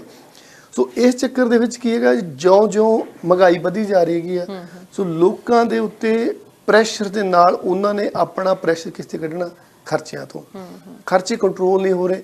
ਸੋ ਉਹ ਸਾਰੇ ਦੇ ਵਿੱਚ ਜਿਹੜੇ ਨਵੇਂ ਆਮਦ ਹੋ ਰਹੀ ਹੈ ਸਟੂਡੈਂਟਸ ਦੀ, ਉਹਨਾਂ ਨੂੰ ਕੰਮ ਡਬਲ ਕਰਨਾ ਪੈ ਰਿਹਾ, ਉਹਨਾਂ ਨੂੰ ਨੀਂਦ ਨਹੀਂ ਆ ਰਹੀ, ਜਾਂ ਹੋਰ ਦਰਪੇਸ਼ ਚੈਲੰਜ ਨੇ, ਉਹਨਾਂ ਦੇ ਲਈ ਆਪਾਂ ਇਹ ਸੈਮੀਨਾਰ ਰੱਖਿਆ। ਸੈਮੀਨਾਰ ਜਿਹੜੇ ਸਪੀਕਰ ਬੋਲ ਰਹੇ ਨੇ ਉਹ 5 ਸਪੀਕਰ ਹੈਗੇ ਨੇ ਜੀ ਬਿਲਕੁਲ, 5 ਸਪੀਕਰਾਂ ਦੇ ਵਿੱਚੋਂ ਨਿਰਲੇਪ ਗਿੱਲ ਜੀ ਹੈਗੇ ਨੇ ਮੈਂਟਲ ਹੈਲਥ ਐਂਡ ਐਡਿਕਸ਼ਨ ਦੇ, ਮੋਨਿਕਾ ਗਾਖਲ ਜੀ ਜੌਬ ਸਰਚਿੰਗ ਰਿਕਰੂਟਮੈਂਟ, ਡਾਕਟਰ ਅਨਮੋਲ ਕਪੂਰ ਜਿਹੜੇ ਨੇ ਉਹ ਕਾਰਡੀਓਲੋਜਿਸਟ ਹੈਗੇ ਨੇ, ਫਿਲੈਂਥਰੋਪਿਸਟ ਹੈਗੇ ਨੇ, ਤੇ ਜਸਲੀਨ ਕੌਰ ਇੰਪਲੋਇਮੈਂਟ ਕਾਉਂਸਲਰ ਹੈਗੇ ਨੇ, ਤੇ ਹੋਸਟ ਤੁਸੀਂ ਨਵਲਪ੍ਰੀਤ ਤੁਸੀਂ ਹੈਗੇ ਆ। ਸੋ ਇਹ BC ਦੇ ਟਾਈਮ 6 ਤੋਂ 7 ਵਜੇ ਤੱਕ ਹੈ, ਟੋਰਾਂਟੋ ਦੇ ਟਾਈਮ ਅਲੱਗ ਟਾਈਮ ਹੈਗਾ, ਤੇ ਜੇ ਕੈਲਗਰੀ ਹੈ ਤਾਂ ਕੈਲਗਰੀ ਦੇ ਵਿੱਚ ਅਲੱਗ ਟਾਈਮ ਹੈਗਾ। ਜੇ ਕਿਸੇ ਨੇ ਰਜਿਸਟਰ ਕਰਨਾ ਪਹਿਲਾਂ ਰਜਿਸਟ੍ਰੇਸ਼ਨ ਕਰਨੀ ਪੈਣੀ?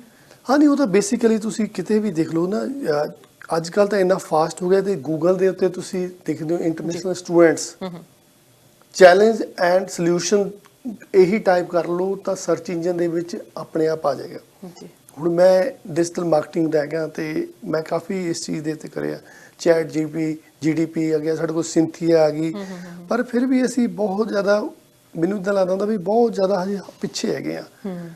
ਕਮਿਊਨਿਟੀ ਦੇ ਵਿੱਚ ਅਸੀਂ ਉਨਾ ਨਹੀਂ ਕਰ ਪਾ ਰਹੇ ਜਿੰਨਾ ਹੋਣਾ ਚਾਹੀਦਾ ਬਿਲਕੁਲ ਨਾ, ਪਰ ਕਰ ਰਹੇ ਨੇ, ਗੁਰੂ ਘਰ ਵਗੈਰਾ ਕਰ ਰਹੇ ਨੇ, ਪਰ ਜਿਸ ਤਰ੍ਹਾਂ ਦੀ ਬਹੁਤਾਤ ਸਟੂਡੈਂਟਸ ਦੀ ਆਈ ਹੋਈ ਆ, ਮੈਨੂੰ ਇੱਦਾਂ ਲੱਗਦਾ ਵੀ ਬਹੁਤ ਸਾਰੇ ਲੋਕੀ ਜੇ ਵਲੰਟੀਅਰ ਹੀ ਆਨਲਾਈਨ ਹੀ ਹੌਸਲਾ ਦੇਣੇ ਨਿਕਲਣ, ਅੱਧਾ ਘੰਟਾ ਤੁਸੀਂ ਹਫਤੇ ਦਾ ਕੱਢ ਸਕਦੇ ਹੋ, ਤਾਂ ਬਹੁਤ ਚੀਜ਼ਾਂ ਸੋਲਵ ਹੋ ਜਾਣਗੀਆਂ। ਕਿਤੇ ਨਾ ਕਿਤੇ ਕੋਵਿਡ ਤੋਂ ਬਾਅਦ ਕਮਿਊਨਿਟੀ ਥੋੜੀ ਜਿਹੀ ਵੰਡੀ ਹੋਈ ਆ, ਉਹਨੂੰ ਸਮੇਟਣ ਦੀ ਲੋੜ ਆ। ਜੀ ਬਿਲਕੁਲ ਜੀ, ਕਿਉਂਕਿ ਬਹੁਤ ਸਾਰੇ ਚੈਲੰਜ ਲੋਕਾਂ ਨੂੰ ਵੀ ਆ ਰਹੇ ਨੇ। ਇਹ ਨਾ ਦੇਖੀਏ ਕਿ ਕਿੰਨਾਂ ਦੇ ਵੱਡੇ ਘਰ ਹੈ, ਇਹ ਨਾ ਦੇਖੀਏ ਕਿੰਨਾਂ ਦੇ ਛੋਟੇ ਘਰ ਹੈ, ਕਿਉਂਕਿ ਜਿਨ੍ਹਾਂ ਦੇ ਕੋਲ ਹੈਗੇ ਆ ਜਾਂ ਜਿਨ੍ਹਾਂ ਕੋਲ ਗੱਡੀਆਂ ਹੈਗੀਆਂ, ਉਹ ਰੇਸ ਤੋਂ ਦੂਰ ਰਹੀਏ, ਕਿਉਂਕਿ ਉਹਨਾਂ ਨੇ ਪਤਾ ਨਹੀਂ ਕਿੰਨੇ ਕੁ ਚੈਲੰਜਸ ਹੰਢਾ ਕੇ ਫਿਰ ਉਸ ਸਿਚੁਏਸ਼ਨ ਦੇ ਉੱਤੇ ਪਹੁੰਚੇ ਹੋਣਗੇ। ਕਿਸੇ ਨੂੰ 20 ਸਾਲ ਹੋ ਗਿਆ, ਇਹਨੂੰ ਕਿਸੇ ਨੂੰ 30 ਸਾਲ ਹੋ ਗਏ, ਤੇ ਕਿੰਨੀ ਹੱਡ ਭੰਨਵੀਂ ਕਮਾਈ ਕੀਤੀ ਹੈ।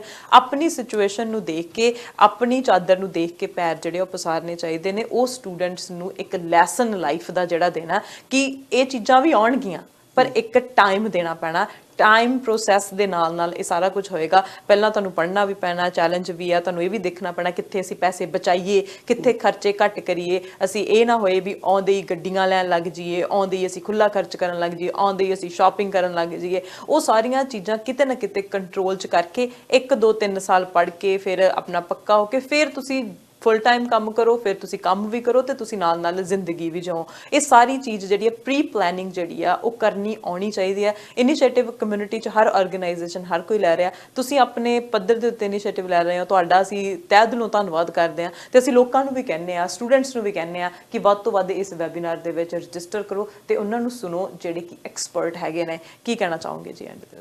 ਹਾਂਜੀ ਹਰਸ਼, ਮੈਂ ਤਾਂ ਇਹ ਕਹਾਂਗਾ ਕਿ ਵੈਬੀਨਾਰ ਬਿਲਕੁਲ ਫ੍ਰੀ ਆ, ਕੋਈ ਬੰਦਾ ਜਿਹੜਾ ਹੈਗਾ ਜੁਆਇਨ ਕਰ ਸਕਦਾ, ਜਾਂ ਤਾਂ ਮੇਰੀ ਵੈਬਸਾਈਟ ਤੇ ਜਾ ਕੇ ਕੋਈ ਵੀ ਸਟੂਡੈਂਟਸ, ਬੇਸਿਕਲੀ ਸਟੂਡੈਂਟਸ ਹੀ ਰੱਖਿਆ ਹੈਗਾ ਜੀ। ਇਹਦੇ ਵਿੱਚ ਕੀ ਹੋਏਗਾ ਵੀ 15 ਮਿੰਟ ਦੀ ਸਪੀਚ ਹੈਗੀ ਆ, 15 ਮਿੰਟ ਪਹਿਲਾਂ ਇੱਕ ਸਪੀਕਰ ਬੋਲੇਗਾ, ਪਹਿਲਾਂ 7 ਮਿੰਟ ਦੋ, ਹਰ ਇੱਕ ਜਿਹੜਾ ਲੈਕਚਰਰ ਆ, ਹਰ ਇੱਕ ਜਿਹੜਾ ਸਪੀਕਰ ਆ ਉਹਦੇ 2 ਹੋਣਗੇ। ਪਹਿਲਾਂ ਚੈਲੰਜਸ ਕੀ ਨੇ, ਉਹਦੇ ਡਾਟੇ ਕੀ ਨੇ, ਫਿਰ 7 ਮਿੰਟ ਉਹਦਾ ਸੋਲੂਸ਼ਨ ਕੀ ਆ। ਉਸ ਤੋਂ ਬਾਅਦ ਅਗਲਾ ਬੋਲੇਗਾ ਜੌਬ ਕਿੱਦਾਂ ਲਈ ਜਾਣੀ ਆ, ਜੌਬ ਲਈ ਕੀ ਕਰ ਸਕਦੇ ਹੈਗੇ, ਕਿੱਦਾਂ ਅਸੀਂ ਬੱਚਿਆਂ ਨੇ ਜਿਹੜਾ ਹੈਗਾ ਰੈਜ਼ੂਮੇ ਬਣਾਉਣਾ ਹੈਗਾ, ਜਾਂ ਕਿੱਥੇ ਅਪਲਾਈ ਕਰਨਾ, ਕਿਵੇਂ ਅਪਲਾਈ ਕਰਨਾ, ਇੱਕ ਜੌਬ ਦੇ ਨਾਲ ਹੋਰ ਮਲਟੀਪਲ 5 ਜੌਬਸ ਕਿੱਦਾਂ ਲੈ ਸਕਦੇ ਨੇ। ਉਸ ਤੋਂ ਬਾਅਦ ਅਗਲਾ ਮੈਂਟਲ ਹੈਲਥ ਵੱਲ। ਸੋ ਇਸ ਤਰੀਕੇ ਦੇ ਜਿਹੜੇ ਹੈਗੇ ਨੇ 5 ਜਿਹੜੇ ਗੈਸਟ ਨੇ, ਉਹਨਾਂ ਦੇ ਨਾਲ ਗੱਲਬਾਤ ਹੈਗੀ ਆ। ਬੇਸਿਕਲੀ ਇਹਦੇ ਵਿੱਚ ਜਿਹੜਾ ਸਵਾਲ ਜਵਾਬ ਨੇ ਉਹ ਚੈਟ ਦੇ ਰਾਹੀਂ ਕਰ ਸਕਦਾ ਕੋਈ ਬੰਦਾ, ਕਿਉਂਕਿ ਬੱਚਿਆਂ ਨੂੰ ਇਹ ਵੀ ਉਮੀਦ ਹੈਗੀ ਆ ਵੀ ਕਾਫੀ ਬੱਚੇ ਜੁੜਨਗੇ, ਕਿਉਂਕਿ ਬਿਲਕੁਲ ਫ੍ਰੀ ਹੈਗਾ। ਇੱਦਾਂ ਦੇ ਹੋਰ ਬਹੁਤ ਚੀਜ਼ਾਂ ਹੋਣੀ ਚਾਹੀਦੀਆਂ ਨੇ, ਕਿਉਂਕਿ ਸਾਡੇ ਕੋਲ ਵਰਚੁਅਲ ਪਲੇਟਫਾਰਮ ਹੈਗੇ ਨੇ, ਉਹਨਾਂ ਨੂੰ ਜੋੜਨ ਦੀ ਲੋੜ ਆ। ਜਿੰਨੇ ਵੀ ਗੈਸਟ ਨੇ ਅੱਜ ਕੱਲ੍ਹ ਦੇ ਭੱਜ ਨੱਠ ਦੇ ਲਾਈਫ ਦੇ ਵਿੱਚ ਹਰ ਇੱਕ ਬੰਦਾ ਕੱਢ ਲੈਂਦਾ 15-20 ਮਿੰਟ, ਪਰ ਮੈਨੂੰ ਇੱਦਾਂ ਲੱਗਦਾ ਵੀ ਇਹਨੂੰ ਸਮੇਟ ਕੇ ਜੇ ਆਪਾਂ ਲੋਕਾਂ ਸਾਹਮਣੇ, ਸਟੂਡੈਂਟ ਸਾਹਮਣੇ ਰੱਖਦੇ ਆ ਤਾਂ ਉਹ ਬਹੁਤ ਕੁਝ ਸਿੱਖਣਗੇ। ਇਦਾਂ ਦੀਆਂ ਬਹੁਤ ਚੀਜ਼ਾਂ ਹੋਣ ਦੀ ਲੋੜ ਹੈਗੀ ਆ। ਜੀ ਬਿਲਕੁਲ ਜੀ। So thank you so much, ਤੁਸੀਂ ਇੱਥੇ ਆਏ ਹੈਗੇ ਆ, ਸਾਡੇ ਨਾਲ ਇਨਫੋਰਮੇਸ਼ਨ ਸ਼ੇਅਰ ਕੀਤੀ ਹੈ। ਹੋਪ ਕਰਦੇ ਹਾਂ ਵੱਧ ਤੋਂ ਵੱਧ ਸਟੂਡੈਂਟ ਜੁੜਨਗੇ ਤੇ ਵੱਧ ਤੋਂ ਵੱਧ ਸਟੂਡੈਂਟਸ ਦਾ ਭਲਾ ਹੋਏਗਾ, ਤਾਂ ਕਿ ਉਹ ਟਰੈਕ ਤੇ ਆ ਜਾਣ, ਮੈਂਟਲ ਹੈਲਥ ਸਭ ਐਂਗਜ਼ਾਈਟੀ ਨੂੰ ਪਿੱਛੇ ਛੱਡ ਕੇ ਮਿਹਨਤ ਕਰਨਗੇ ਤੇ ਇੱਕ ਦਿਨ ਸਾਰੀ ਕਮਿਊਨਿਟੀ ਦਾ ਨਾਮ ਪ੍ਰਾਊਡ ਕਰਨਗੇ। Thank you so much. Thank you Arsh, ਤੁਹਾਡਾ ਸਾਂਝਾ ਟੀਵੀ ਦੇਖਣ ਵਾਲੇ ਸਾਰੇ ਹੀ ਦਰਸ਼ਕਾਂ ਦਾ ਨਾਲ ਦੀ ਨਾਲ ਆਪਣੇ ਕਰਨ ਉਹਨਾਂ ਦਾ, ਤੇ thank you so much. Thank you ਜੀ, thank you so much. International students ਦੇ ਬਾਰੇ ਅੱਜ ਗੱਲਬਾਤ ਹੋ ਰਹੀ ਹੈ। ਨਵਲਪ੍ਰੀਤ ਰੰਗੀ ਉਹਨਾਂ ਦੇ ਨਾਲ ਗੱਲਬਾਤ ਕੀਤੀ ਹੈ, ਜਿਨ੍ਹਾਂ ਨੇ ਦੱਸਿਆ ਕਿ ਕਿਹੜੇ-ਕਿਹੜੇ ਚੈਲੰਜਸ ਆ ਰਹੇ ਨੇ, ਕੀ ਹੋ ਸਕਦਾ ਹੈ ਇਸ ਪਿੱਛੇ। ਹੁਣ ਸਟੂਡੈਂਟ ਤਾਂ ਆ ਗਏ ਨੇ, ਹੁਣ ਹੱਲ ਕੀ ਹੋ ਸਕਦਾ, ਸੋਲੂਸ਼ਨ ਕੀ ਹੋ ਸਕਦਾ। ਇਹਦੇ ਲਈ ਵੈਬੀਨਾਰ ਕਰਵਾਇਆ ਜਾ ਰਿਹਾ ਤੇ ਉਹਦੀ ਇਨਫੋਰਮੇਸ਼ਨ ਅਸੀਂ ਤੁਹਾਨੂੰ ਦੇ ਕੇ ਹਟੇ ਹਾਂ।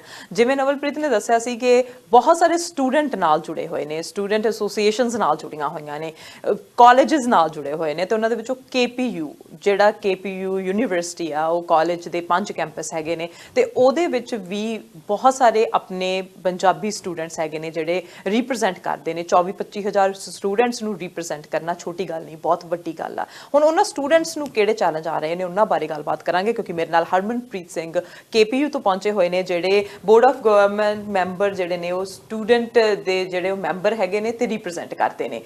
ਆਓ ਉਹਨਾਂ ਦੇ ਨਾਲ ਗੱਲਬਾਤ ਕਰਦੇ ਹਾਂ ਤੇ ਉਹਨਾਂ ਤੋਂ ਜਾਣਦੇ ਹਾਂ ਕੀ ਰੋਲ ਨਿਭਾ ਰਹੇ ਨੇ ਤੇ ਹੁਣ ਸਟੂਡੈਂਟਸ ਦੇ ਲਈ ਕਿਹੜੇ-ਕਿਹੜੇ ਚੈਲੰਜ ਨੇ ਜਿਨ੍ਹਾਂ ਨੂੰ ਸਟੂਡੈਂਟਸ ਨੇ ਪਾਰ ਕਰਨਾ। ਪਹਿਲਾਂ ਹਰਮਨ ਦਾ ਸਵਾਗਤ ਕਰਦੇ ਹਾਂ। ਹਰਮਨ ਜੀ, ਵੈਲਕਮ। ਪਹਿਲਾਂ ਜੀ ਬਹੁਤ ਥੈਂਕ ਯੂ ਤੁਹਾਡਾ ਸਾਰਿਆਂ ਦਾ, ਤੇ ਮੈਂ ਸਾਂਝਾ ਟੀਵੀ ਦੇ ਵਿਊਅਰਸ ਨੂੰ ਵੀ ਵੈਲਕਮ ਕਹਿਣਾ ਚਾਹੂੰਗਾ, ਥੈਂਕ ਯੂ ਕਹਿਣਾ ਚਾਹੂੰਗਾ। ਸੋ ਤੁਹਾਡਾ ਕੁਐਸਚਨ ਬਹੁਤ ਅੱਛਾ ਹੈ ਜੀ ਕਿ ਸਟੂਡੈਂਟ ਦੇ ਇਸ਼ੂਜ਼ ਕੀ ਨੇ। ਅੱਛਾ, ਪਹਿਲਾਂ ਹਰਮਨ ਮੈਨੂੰ ਇਹ ਦੱਸੋ ਕਿ 24-25 ਹਜ਼ਾਰ ਸਟੂਡੈਂਟ ਨੂੰ ਰਿਪਰੈਜ਼ੈਂਟ ਕਰਨਾ, ਕਿਵੇਂ ਰਿਪਰੈਜ਼ੈਂਟ ਕਰਦੇ ਹੋ, ਕੀ ਤੁਹਾਡਾ ਉੱਥੇ ਅਹੁਦਾ ਕੀ ਹੈ? ਸ਼ੋਰ। ਸੋ ਬੇਸਿਕਲੀ ਕੀ ਹੁੰਦਾ ਜੀ, ਜਦੋਂ ਵੀ ਇੱਕ ਇੰਨੀ ਵੱਡੀ ਕੰਪਲੈਕਸ ਯੂਨੀਵਰਸਿਟੀ ਹੋਵੇ ਜਿਹਦੇ ਵਿੱਚ 24,000 ਸਟੂਡੈਂਟ ਪੜ੍ਹਦਾ ਹੋਵੇ ਫਰਮ ਆਲ ਓਵਰ ਦ ਅਦਰ ਇੰਟਰਨੈਸ਼ਨਲ ਕੰਟਰੀਜ਼, ਕੋਈ ਚਾਈਨਾ ਤੋਂ ਪੜ੍ਹ ਰਿਹਾ, ਕੋਈ ਇੰਡੀਆ ਤੋਂ ਪੜ੍ਹ ਰਿਹਾ, ਕੋਈ ਸ਼੍ਰੀਲੰਕਾ ਤੋਂ ਆ ਰਿਹਾ, ਕੋਈ ਪਾਕਿਸਤਾਨ ਤੋਂ ਆ ਰਿਹਾ। So it's very diverse university ਤੇ ਉਹਦੇ ਵਿੱਚ ਬਹੁਤ ਚੈਲੰਜਸ ਹੁੰਦੇ ਨੇ ਕਿ ਜਿੱਦਾਂ ਚੈਲੰਜ ਲਾਈਕ ਹਾਊਸਿੰਗ ਕਿੱਦਾਂ ਪ੍ਰੋਵਾਈਡ ਕਰਨੀ ਹੈ ਸਟੂਡੈਂਟਸ ਨੂੰ। ਇੰਨੀ ਜ਼ਿਆਦਾ ਮਹਿੰਗੀ ਹੋ ਚੁੱਕੀ ਹੈ ਹਾਊਸਿੰਗ, ਤਾਂ ਉਹਦਾ ਕੀ ਸੋਲਿਊਸ਼ਨਸ ਹੋਣਾ ਚਾਹੀਦਾ। ਅੱਛਾ, ਮੇਬੀ ਲੌਂਗ ਟਰਮ ਪਲਾਨਸ ਕੀ ਹੋਣੇ ਚਾਹੀਦੇ ਨੇ ਤੇ ਕਿਹੜੇ-ਕਿਹੜੇ ਪ੍ਰੋਗਰਾਮਸ ਨੂੰ ਸਾਨੂੰ ਅੱਗੇ ਬੜਾਵਾ ਦੇਣਾ ਚਾਹੀਦਾ। So there is a lot of small issues but ਉਹਨਾਂ ਦਾ ਬਹੁਤ ਲਾਰਜਰ ਇੰਪੈਕਟ ਹੈ ਤੇ ਅਸੀਂ ਉਹਦੇ ਵਿੱਚ ਪਾਲਿਸੀ ਮੇਕਿੰਗ, ਗਵਰਨੈਂਸ ਤੇ ਉਹਦੇ ਲਈ ਡਿਸੀਜਨ ਮੇਕਿੰਗ ਕਰਦੇ ਆ ਤੇ ਇਹ ਸਾਡਾ ਬੋਰਡ ਦੇ ਵਿੱਚ ਕੰਮ ਹੁੰਦਾ। ਬਿਲਕੁਲ, ਖੁਦ ਪੜ੍ਹਨਾ ਤੇ ਉਸ ਤੋਂ ਬਾਅਦ ਰਿਪਰੈਜ਼ੈਂਟ ਕਰਨਾ ਇੱਕ ਚੈਲੰਜ ਹੁੰਦਾ।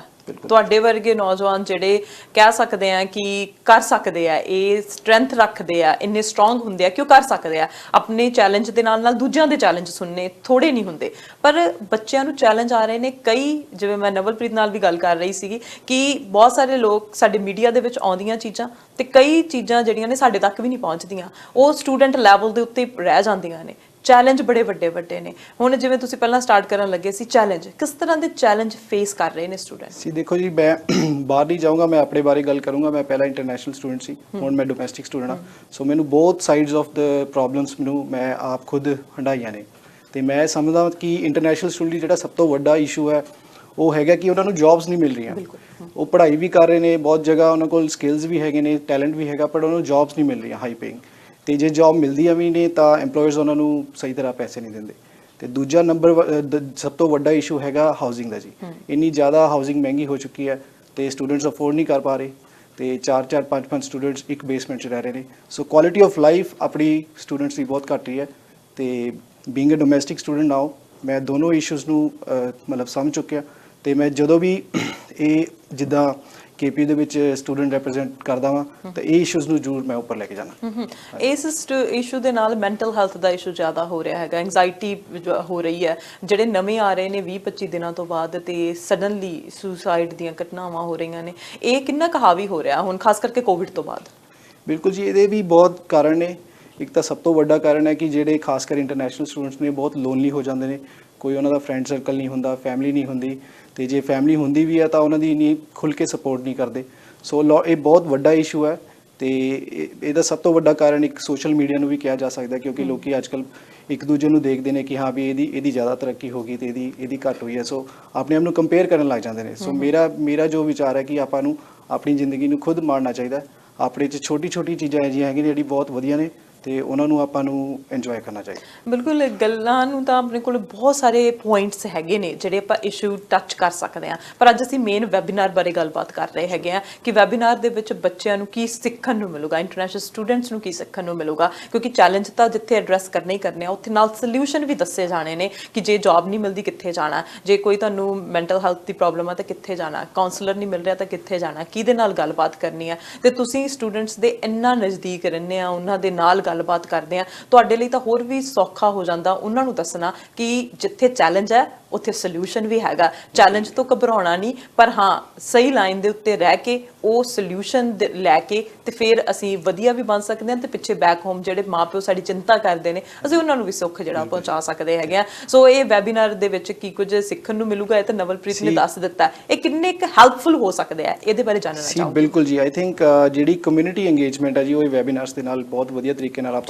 ਆਪਾਂ ਨੂੰ ਅਚੀਵ ਕਰ ਸਕਦੇ ਹਾਂ, ਕਿਉਂਕਿ ਜੇ ਜਿੰਨੀ ਦੇਰ ਤੱਕ ਆਪਾਂ ਐਜ਼ ਅ ਕਮਿਊਨਿਟੀ ਕੰਮ ਨਹੀਂ ਕਰਾਂਗੇ ਤੇ ਉਹ ਵੈਬੀਨਾਰਸ ਆਪਾਂ ਨੂੰ ਪ੍ਰੋਵਾਈਡ ਕਰਦੇ ਨੇ। ਆਪਾਂ ਵੈਬੀਨਾਰ ਸਾਰੇ ਇੱਕ ਦੂਜੇ ਦੀ ਸਲਾਹ ਲੈਂਦੇ ਆ, ਇੱਕ ਦੂਜੇ ਦੀ ਆਪ ਸੋਚਦੇ ਕੀ ਪ੍ਰੋਬਲਮਸ ਨੇ, ਫਿਰ ਉਹਦਾ ਆਪਾਂ ਸੋਲੂਸ਼ਨ ਇਕੱਠੇ ਮਿਲ ਕੇ ਫਾਈਂਡ ਕਰਦੇ ਹਾਂ। ਸੋ ਆਈ ਥਿੰਕ ਵੈਬੀਨਾਰਸ ਔਰ ਸਾਂਝਾ ਟੀਵੀ ਨੂੰ ਮੈਂ ਮੁਬਾਰਕ ਕਹਿਣਾ ਚਾਹੂੰਗਾ ਕਿ ਜੋ ਇਹੋ ਜਿਹੇ ਵੈਬੀਨਾਰਸ ਕਰਾਉਂਦੇ ਨੇ ਤੇ ਇਹ ਆਲਵੇਜ਼ ਲੋਕਾਂ ਦੀ ਬੈਨੀਫਿਟ ਲਈ ਹੋਣਾ। ਬਿਲਕੁਲ ਜੀ, ਜਦੋਂ ਵੀ ਕੋਈ ਇਸ ਤਰ੍ਹਾਂ ਦੀ ਕਮਿਊਨਿਟੀ ਦਾ ਪ੍ਰੋਗਰਾਮ ਹੁੰਦਾ ਤੇ ਸਾਡਾ ਇਹ ਕਹਿ ਸਕਦੇ ਹਾਂ ਕਿ ਕੋਸ਼ਿਸ਼ ਹੁੰਦੀ ਹੈ ਕਿ ਅਸੀਂ ਲੋਕਾਂ ਤੱਕ ਵੱਧ ਤੋਂ ਵੱਧ ਇਨਫੋਰਮੇਸ਼ਨ ਪਹੁੰਚਾਈਏ ਤੇ ਲੋਕ ਉਸ ਕਾਜ਼ ਦੇ ਨਾਲ ਜ਼ਿਆਦਾ ਤੋਂ ਜ਼ਿਆਦਾ ਜੁੜਨ ਤੇ ਹੁਣ ਸਟੂਡੈਂਟਸ ਜ਼ਿਆਦਾ ਤੋਂ ਜ਼ਿਆਦਾ ਜੁੜਨ। ਇਹ ਤੁਹਾਡੀ ਵੀ ਜ਼ਿੰਮੇਵਾਰੀ ਹੈ ਤੇ ਸਾਡੀ ਵੀ ਜ਼ਿੰਮੇਵਾਰੀ ਹੈ ਕਿ ਅਸੀਂ ਹੋਰ ਸਟੂਡੈਂਟਸ ਨੂੰ ਜਿਹੜਾ ਹੈ ਹੋਕਾ ਦਈਏ, ਉਹਨਾਂ ਨੂੰ ਦੱਸੀਏ, ਇਨਫੋਰਮੇਸ਼ਨ ਦਈਏ ਕਿ ਇਸ ਤਰ੍ਹਾਂ ਦੇ ਵੈਬੀਨਾਰ ਨਾਲ ਜੁੜਨ। ਤੁਸੀਂ ਆ ਕੇ ਸਾਡੇ ਨਾਲ ਇਨਫੋਰਮੇਸ਼ਨ ਸਾਂਝੀ ਕੀਤੀ, ਤੁਹਾਡਾ ਧੰਨਵਾਦ। ਕੀ ਕਹਿਣਾ ਚਾਹੋਗੇ ਉਸ ਸਟੂਡੈਂਟਸ ਨੂੰ ਜਿਹੜੇ ਇੱਕ ਤਰ੍ਹਾਂ ਦੇ ਨਾਲ ਢੇਰੀ ਢਾਹ ਚੁੱਕੇ ਨੇ ਕਿ ਕੁਝ ਨਹੀਂ ਹੋ ਸਕਦਾ, ਪਰ ਤੁਸੀਂ ਕੀ ਮੈਸੇਜ ਦੋਗੇ ਕਿ ਹੋਪ ਹੈਗੀ ਹੈ, ਹੋਪ ਨਹੀਂ ਛੱਡਣੀ ਚਾਹੀਦੀ? ਬਿਲਕੁਲ ਜੀ, ਬਿਲਕੁਲ। ਸਾਡੀ ਮੈਂ ਸਿੱਖ ਧਰਮ ਤੋਂ ਕਰਦਾ ਤੇ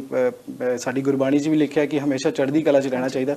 ਸੋ ਆਲਵੇਜ਼ ਆਪਣੀ ਜ਼ਿੰਦਗੀ ਨੂੰ ਇੰਜੋਏ ਕਰਨਾ ਚਾਹੀਦਾ, ਕਿਉਂਕਿ ਬਹੁਤ ਛੋਟੀ ਹੈ ਜ਼ਿੰਦਗੀ ਤੇ ਆਪਾਂ ਨੂੰ ਸਾਰਿਆਂ ਨੂੰ ਮਿਲ ਕੇ ਇਹਨੂੰ ਇੰਜੋਏ ਕਰਨਾ ਚਾਹੀਦਾ। ਜੀ ਬਿਲਕੁਲ, thank you so much Harman. Thank you thank you. Thank you. So Harman ਹੁਣਾਂ ਦੇ ਨਾਲ ਗੱਲਬਾਤ ਹੋਈ ਹੈ ਤੇ ਪਹਿਲਾਂ ਨਵਲਪ੍ਰੀਤ ਹੁਣਾਂ ਦੇ ਨਾਲ ਗੱਲਬਾਤ ਹੋਈ ਸੀ। ਇੰਟਰਨੈਸ਼ਨਲ ਸਟੂਡੈਂਟਸ ਨੂੰ ਲੈ ਕੇ ਇੱਕ ਵੈਬੀਨਾਰ ਕਰਵਾਇਆ ਜਾ ਰਿਹਾ ਹੈ ਤੇ ਉਹ ਵੈਬੀਨਾਰ 26 ਤਰੀਕ ਨੂੰ ਕਰਵਾਇਆ ਜਾ ਰਿਹਾ ਹੈ ਤੇ ਉਸ ਦਿਨ ਤੁਸੀਂ ਵੈਬੀਨਾਰ ਦੇ ਵਿੱਚ ਜਿਹੜਾ ਰਜਿਸਟਰ ਕਰ ਸਕਦੇ ਆ, ਰਜਿਸਟਰ ਕਰਕੇ ਸ਼ਾਮਿਲ ਹੋ ਸਕਦੇ ਆ।